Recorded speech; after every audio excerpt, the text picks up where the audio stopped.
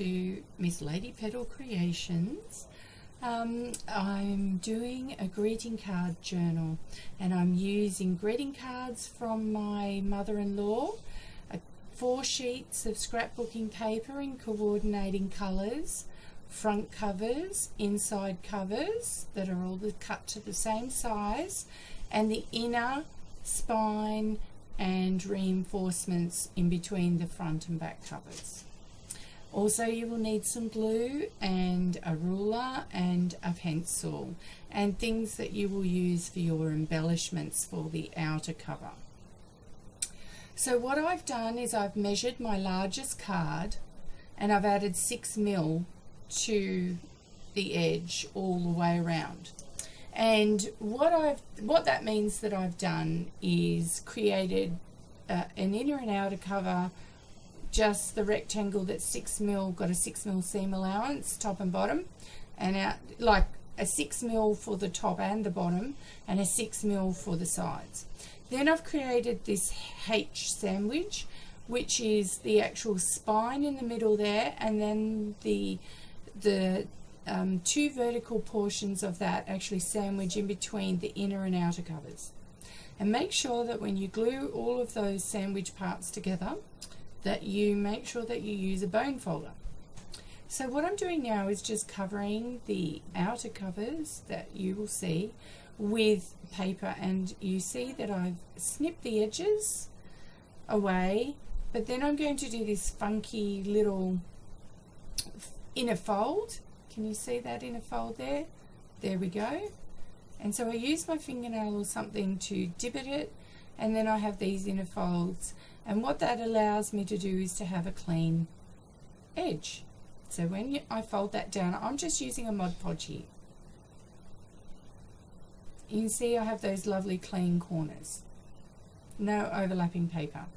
And always with this, I'm using a credit card to make sure that there's no bubbles and no excess glue in any of that. So I'm just loosely doing this. You can choose to do it more exactly, but I do know with this particular project that I needed the 2 sheets of paper. I couldn't get 2 of the covers out of 1 sheet of paper. Otherwise I didn't have enough seam allowance for the second cover to be able to go all the way around. These are the inner covers, and again I'm snipping those corners.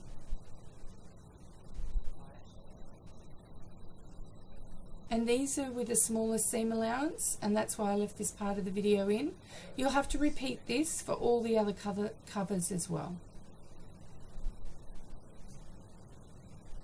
And you see I've done those inner folds, and they may pop out when you're gluing these down, so you may need to, as I am doing here, push them in. Then scrape it all down so that there's no excess glue there. Now I'm going to actually create folds in, so that, because when you cover the outer cover and the inner cover for this inner sandwich part, the only part of it where you'll see the paper is actually the spine, but we want to make sure that it's a nice clean transition. Now, because I've cut these inner parts exactly the same size as the outer parts, all I'm doing is deciding that I'm going to make these inner sandwich parts just that little bit smaller, and I'm going to cut the corners off so that the corners don't compete with the outer corners. So now what I'm doing is using a piece of paper to cover the inner and outer parts of the spine, and this will get, and the joins for this, anything but that actual 6 centimeter spine. Now I got the 6 centimeter spine, that crossbar there, I got that because I measured how high my cards were when I stacked them upright, and I knew that they would be a little bit bulky, so I did that.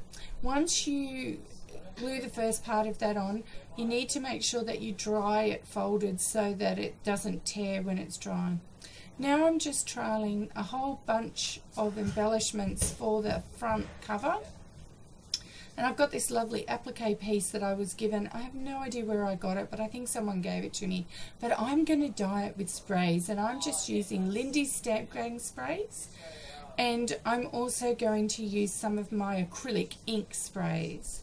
to coordinate with that. So I've got some acrylic. So I've got this beautiful, what colour is it? It's called a flat Pebeo, and it's the hibiscus rose colour.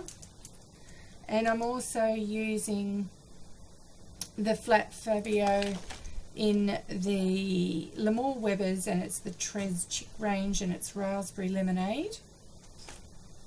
And now I've got some burnt orange acrylic ink, and I tried to spray it on to darken it, but then I hit on the idea of going on the outer seam of the applique.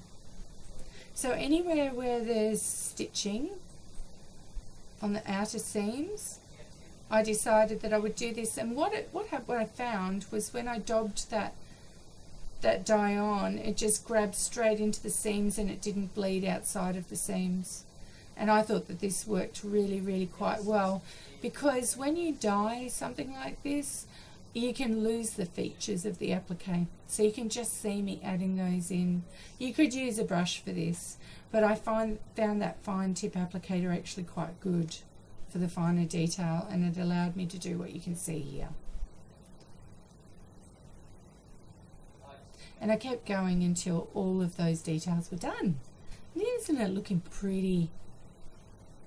And I can tell you now that it dries, and then I decided to just dab it a little bit more, just to create some light and dark.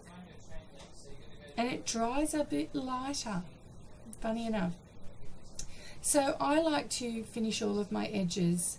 So I decided to do all of my edges with a chocolate memento ink called Cocoa.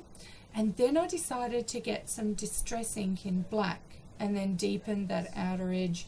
And I did that for the majority of all of my edges, of all the covers, of any inserts that I glued into the journal, to some of the card inserts, just to make sure that the edges were clearly defined and didn't just look like bits of cut paper stuck on a page.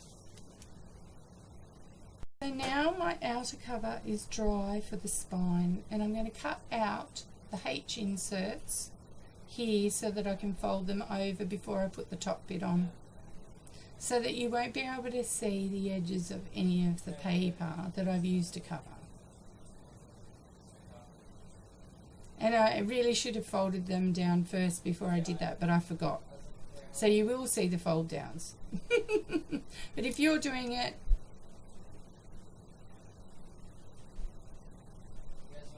so you can see that I'm folding the inner corners and scoring them with the credit card, and I've got a nifty little trick for you.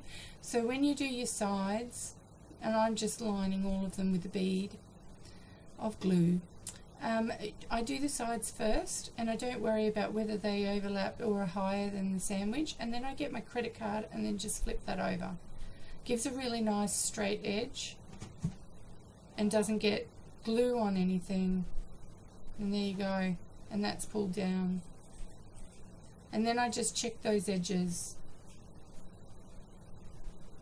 So any parts that aren't adhered, I start cutting off before I sandwich things together, and I just trim the ends, and again I just flick that corner punch on just to reinvent those curves and stick down any edges that may not have been stuck down previously, but these will all be sandwiched in between the front and the back covers, the front and the inner covers. Yeah. So at this point I'm letting that dry for a little while, and I'm thinking about what will I do next. So what I'm essentially going to be doing next is just testing to make sure that they all fit.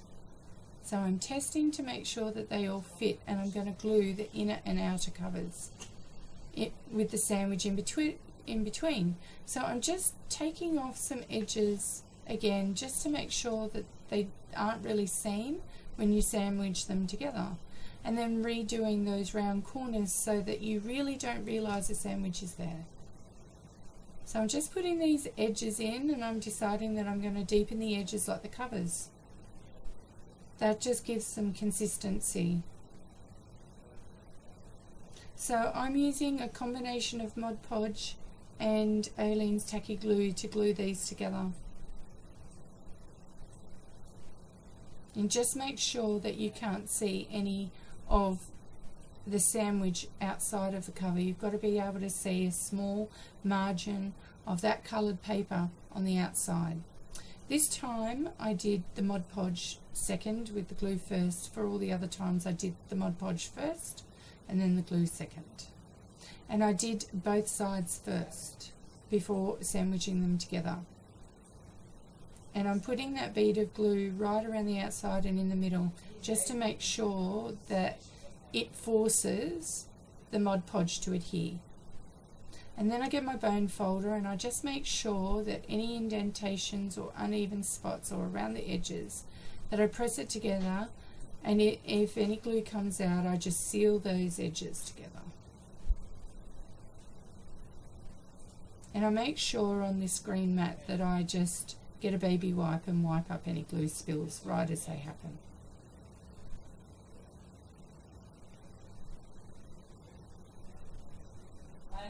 And I make sure that I put on the Mod Podge really thickly on this card, because the card is very porous and it soaks in and then it dries out really fast. So again, I'm doing both surfaces before I glue this on. You can see that little overshot of paper from the spine. You can't see it. So again, you just stick that on, make sure you've got the outer edge, not, you know, like you can see the outer edge all the time. And any excess glue I decided that I would put on any of the papers that are going to be sandwiched and into the joins around the outer edge. So there we go, you get a bit of a go of how those outer covers are going to look. And now I'm going to stick on the stripes for the inner covers. These are a lot thinner. I can't remember whether I did both sides of this or not. I probably did. Or I could have just stuck them on. No, I just stuck them on. And that's because the cardboard that I used was very, very thin. It was like stencil, you know when you get a 12 by 12 stencil? The cardboard, the backing cardboard, that's how thick that is. So it's nowhere near as thick as the heavy card that I used for the outer covers. Because essentially it just needs to put two sandwiches, you know, this is just the inner cover. And I think I had a little bit left on my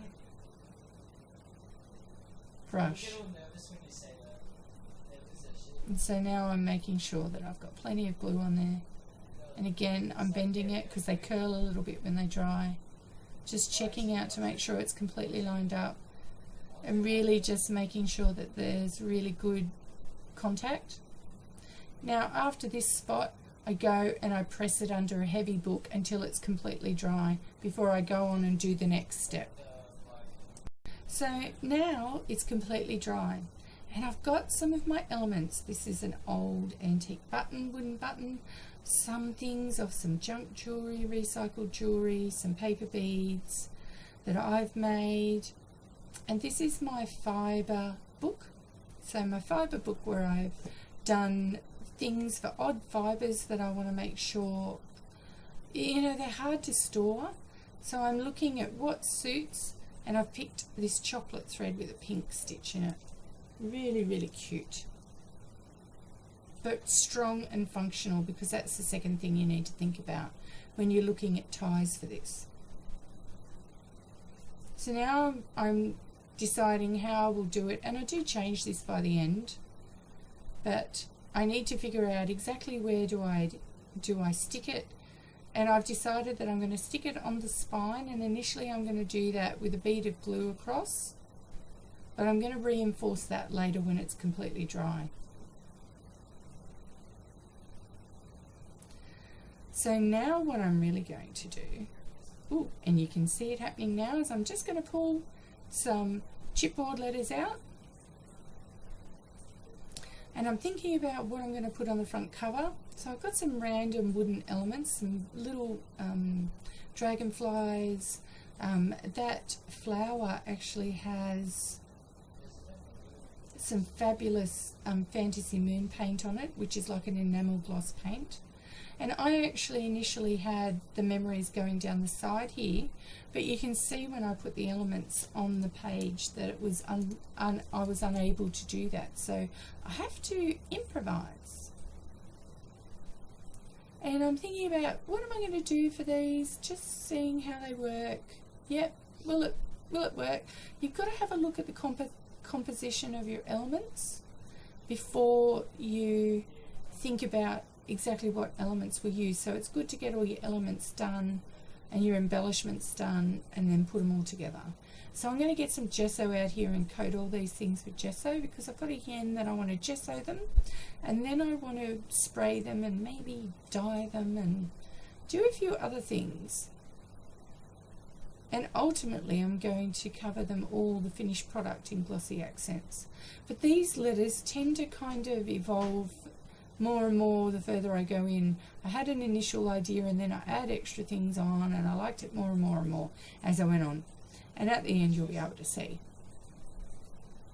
And these are really cute. So then I set them aside to dry, obviously. And of course the ribbon on the spine is now starting to dry. So I've got to move these out of the way and get the spine back. And I've decided I'm going to reinforce the spine binding with the ribbon by putting 2 pink brads on it. So first of all, I'm just trialing where I'm going to put some of these elements on the front or the back. And I'm looking at the existing flowers that are on the paper, and I kind of want to run with that theme. I don't want to do anything too extra above that theme, but I want to expand on it. So I've got that in there, but I want to do something sketchy with this. So I'm going to sketchily draw some leaves and expand the flower. And I'm going to put it in with a waterproof and fade-proof ink first. So I'm using a Faber-Castell Pitt pen, but it's the medium fine point. And see, this is like messy and sketchy, and that's kind of what I want to be, and it kind of looks not great at this point. Like, this is the ugly stage of that, but it gets better. I promise you, it gets better. So what I'm doing here is just gluing around the edges of the flower and thinking about where am I going to use this button, and the button is what the cords are going to twine around. And to make sure that it's not just glued on and it gets a little bit loose over time so it's easy to put cords around it, I'm punching holes in it. I'm actually going to sew it. And so that it's flat underneath and doesn't ruin any of the pages, I'm going to have the phrase, the cords coming out with a knot that are a bit frayed at the top. And I'm using a fuchsia pink crocheting yarn, which I use for bookbinding all the time, and I tend to just wax it. But I'm using that because it coordinates with the colours in the sheep on that little green button. And I've been hoarding these buttons for a good 12 months now, wondering what I'm going to do with it. And I'm going to give it away to my mother-in-law, who is adorable. But of course that green doesn't kind of go with my outer green. It's a little bit too lime, isn't it? So I'm just wondering what I'm going to do here. Am I just going to leave it? I've done like 3 knots to make sure that that's really nice and firm. And I didn't glue it because I want it to get loose. So all I'm doing is going around the outer edges. I don't want wet patches in any of that fine organza that's in the middle. So I'm basically putting my glue on the outer stitching, on the underside. And then when I go to put that on, I get my card and I just make sure that I flatten it out and there's no ridges or raised bits or bubbles. And so of course that the chipboard letters won't fit now. So now I'm going to get some Tombows and some inks and some watercolours, a Letraset marker, and I'm going to do this back kind of leaves and flowers, and that's like a grey green. And I thought I'd just get some markers in first, and then I'll get my aqua pen out.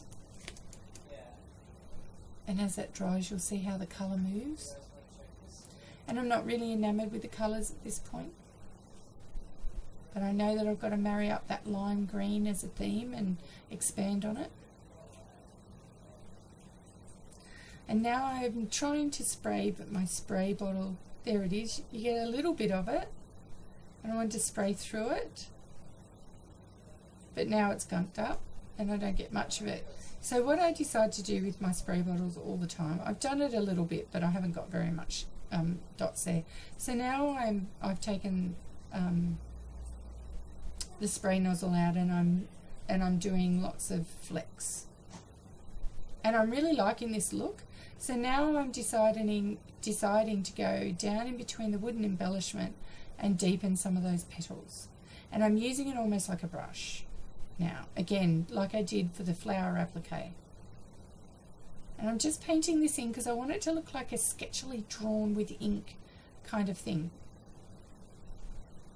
And I have designs to put extra elements in these later, but I just want to pick out and make sure that these colours kind of go through for the back and the front.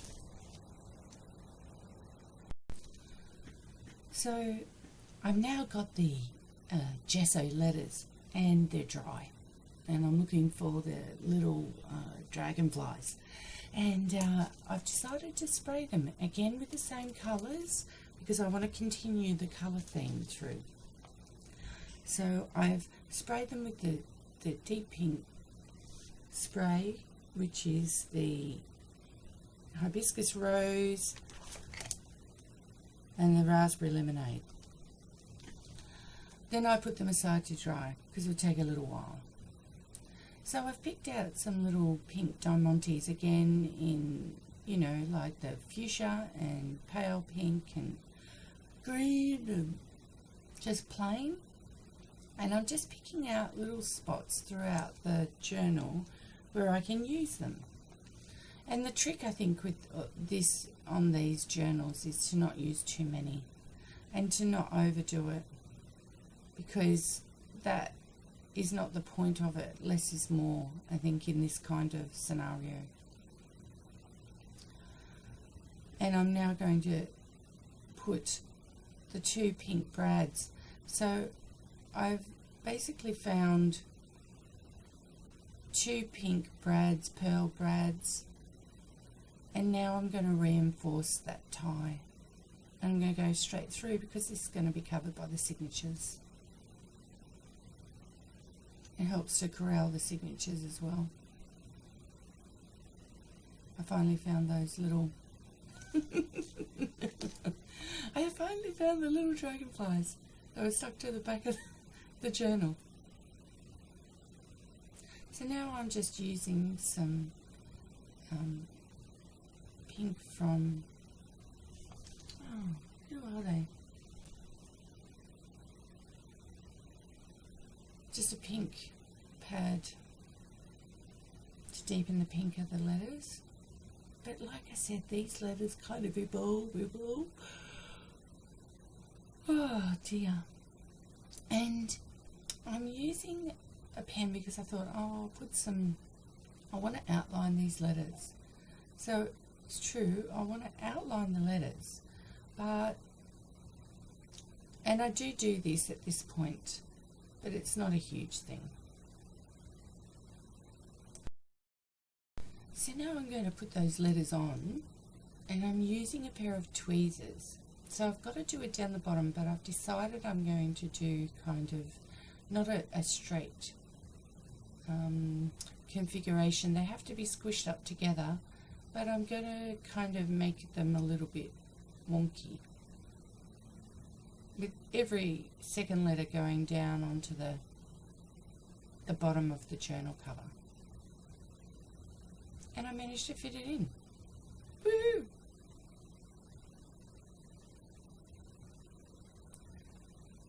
And now I'm putting on just finishing touches with the dragonflies. Cute, cute, cute.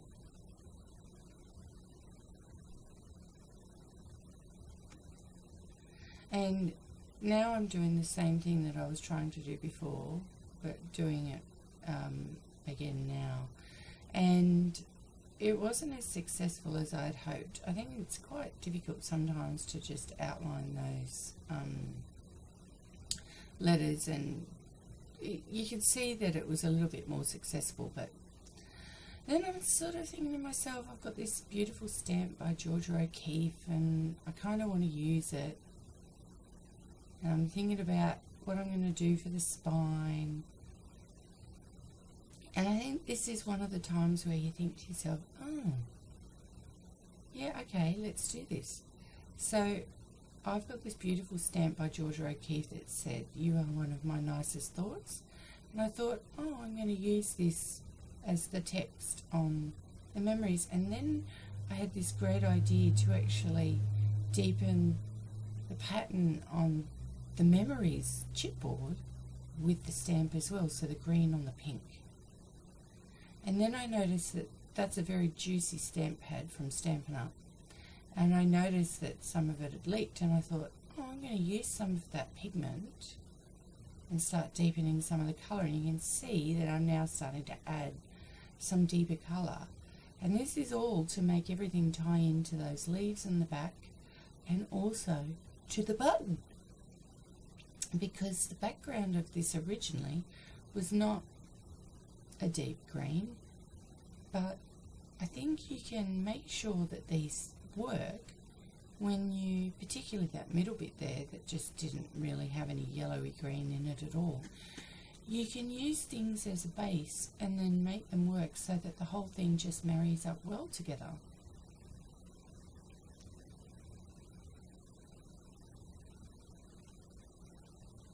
And I'm looking at it and I'm wondering, is that enough? Probably is.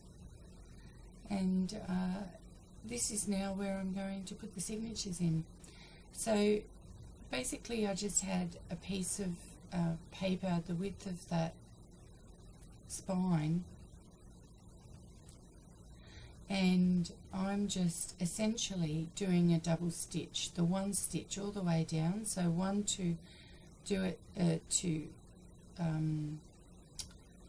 the first one and then the second loop, and then just knotting it at the top, and I knot them in between. And this is a lot more secure, and here you'll see me punching the holes. So I've got that piece of paper that's the width of the spine, and so essentially I just get the cord, thread it up through my needle, make sure that I do both of them, both of the holes. You thread it in the inside first, because the spine that we see there is the outside, and then we tie it in a knot. So you need to actually have thread that you can use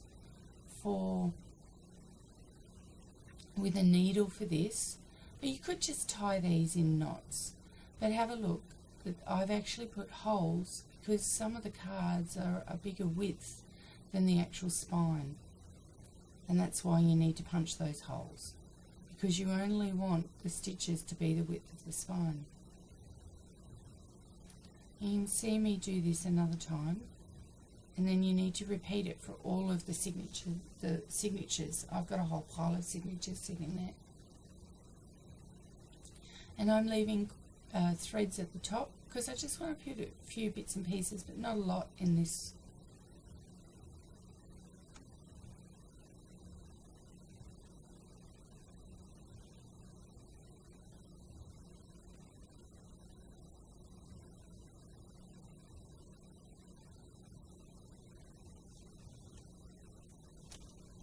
The first couple of signatures are really a little bit more difficult to do.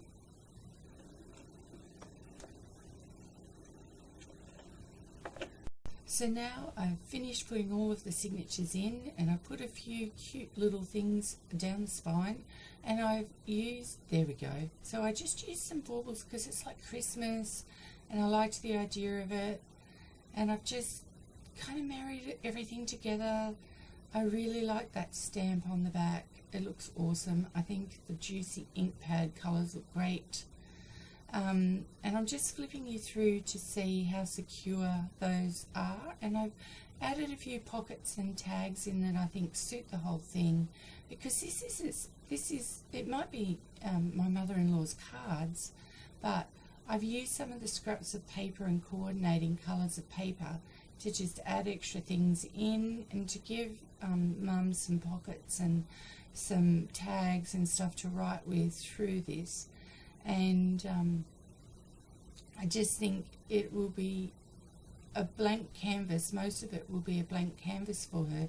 So not are we only keeping the memories that we've already gotten, we're going to be able to store new memories in there. And those spaces are for things that don't fold in the middle, like postcards, ticket stubs, things that document your life, and things like Mum's got a bookmark from her parents, and I mean they've been dead for a long time, that she's kept for many years, that she wants to put in here. Alright, so it's just a really nice way to reuse all those cards without having to use paper at all, and it is not really for art journaling, it is more for junk journaling. So I hope you've enjoyed this cute little tutorial for my greeting card junk journal, and I love it, and I'm sure my mother-in-law is going to love it. Ciao, have a wonderful Christmas.